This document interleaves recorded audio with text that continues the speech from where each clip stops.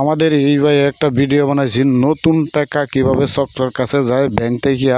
এটা দেখলাম on police মাঠও নামছে এটা তদন্তর জন্য। সাব্বাস ভাই, একটা ভিডিও বানাইলে আপনি হাজার হাজার লোকে দেখে এটা কার্যকর হয়। আপনাকে অসংখ্য ধন্যবাদ। মাধ্যমে আসে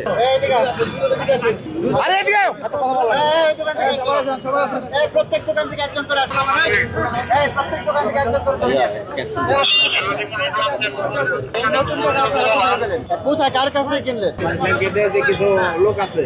কে আছে সেটা? কে লোকটা? কে ব্যাংকের অফিসাররা নবে, আমাদের মতো ব্যবসায়ী আর কি। কে সেটা? ওরা ব্যাংকের দিকে আনে, তার অ্যাড্রেস দিতে হবে, না হলে আপনাদের আমরা অ্যারেস্ট করবো। এই টাকা তো ব্যাংকের সরকারি সম্পত্তি। এগুলো আপনারা নতুন টাকা আমরা ব্যাংকে থেকে সাধারণ লোকজন পায় না, সরকারি চাকরিজীবীরা পায় না, ব্যবসায়ীরা পায় না।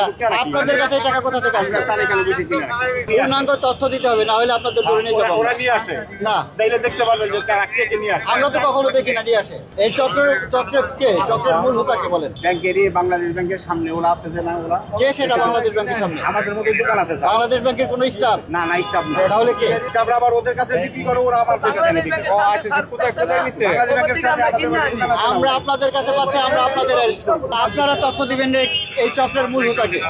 আপনারা একজন লোক দাঁড়ান, দেখেন কোন কোন লোক আছে। আমার দাঁড়ানোর দরকার নাই, আমরা আপনাকে পেয়েছি, আমরা আপনাকে অ্যারেস্ট করবো।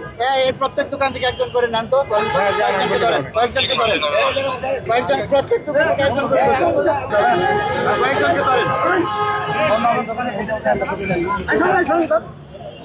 পাঁচজন আছেন, পাঁচজন। কোন পাঁচজন আছেন? পাঁচজন আছেন। এইটা বাংলাদেশ ব্যাংকের গভর্নরের দায়ী। আমি একমাত্র টাকা বিক্রি করার দায়ী দিব একমাত্র গভর্নরে, আর কেউ দায়ী না। আমি দিব একমাত্র গভর্নরে। উনি থাকতে কিভাবে সিন্ডিকেট পায়? এই টাকা পাইবে একমাত্র পাবলিক। ব্যাংক পাইবে টাকা, ব্যাংকের থেকে পাবলিক নিব, সেবা পাবে জনগণ। এই দেশের জনগণ পাবলিক সেবা নিবে, আর এই টাকা আজকে প্রতিটা ভোগান্তি পাবলিক। কেন? পাবলিক কি গভর্নরছে? পাবলিক ভোট দিয়ে আনছে না? তারেক দিয়ারে ভোট দিয়ে আনছে পাবলিক। গভর্নরে কে আনছে? গভর্নর বসাইছে, প্রধানমন্ত্রী বসাইছে, আমরা বসাইছি। হ্যাঁ, আজকে এক প্যাকেট টাকার জন্য আমরা 500 করে টাকা দিতেছি। কেন দিব ভাই? এটা বিচার আপনারা করবেন। এই বিচার পাবলিক করতে পারবো না, আমিও করতে পারবো না। আমরা কালে মার খাইতে হইব। ব্যাংকে টাকা পাওয়া যায় না, কিন্তু ফুটপাতে টাকা পাওয়া যায়। এটা রহস্য কোথায়? এই রহস্য তো আমাদের উদ্ঘাটন করতে হবে, তাই না? তো কি বলবো ভাই, আপনারা ব্যাংকে যারা কর্মরত আছে তাদের কাছে যান, জিজ্ঞাসা করেন, দেখেন তারা কি বলে। ফুটপাতে টাকা কিভাবে আসে, কোন চক্রের মাধ্যমে আসে? এখানে প্রতি বছরই এক ধরনের একটা সিন্ডিকেট আমরা লক্ষ্য করি। এই যে হাজারে 400 টাকা 500 টাকা যে নিচ্ছে, এটা কি কোনো ধরনের লিগ্যালিটি আছে এখানে?